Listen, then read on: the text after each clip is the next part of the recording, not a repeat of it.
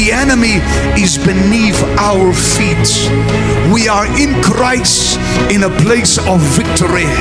He is seated right now at the right hand of God the Father, and we are seated in Him. It's a place of total rest. It's a place of total victory. It's a place of total dominion. Therefore you rule the visible world from the invisible realm. Therefore you are in this world, but you are not from this world. You are seated in Christ. You are seated in a place above the issues of life. So vanaand wil ons net hê jy moet vir ons getuig wat die Here kom doen het in die lewe. Hoe lank het jy nou gelei aan die rugpyn? Die rugpyn kom van kindwees af.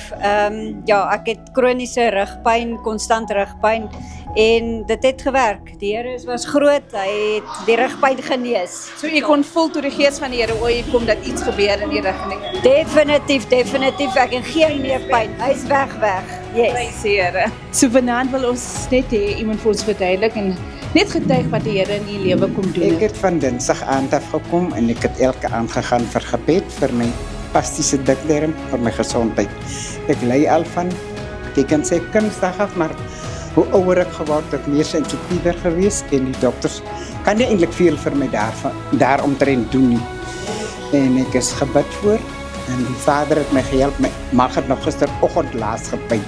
Ek kan nie brood eet nie, ek kan geen speserye geëet het nie, maar ek het vandag al brood geëet, middag en ek het vleis geëet. En jy voel soveel beter. Soveel het hy nog nie gepyn nie.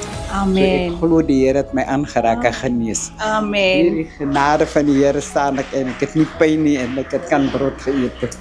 So vanaand het Tannie ingekom, sy kon nie sien nie, maar toe die Gees van die Here oor haar kom, toe kan sy soveel beter sien. Kan jy net vir ons verduidelik en getuig wat die Here kom doen het? Ja, ek het nie regtig gesien het nie, maar toe die klaar gebid is, toe kan ek sien, ek begin sien op al kleure. Just over a period of 3 days, we have seen God mobilize more than 300 soul winners. 942 souls got saved. Many miracles, signs, and wonders manifested. All glory to God for what He has done in Uppington, South Africa. Thank you to all our financial partners for commissioning us to fulfill the Great Commission.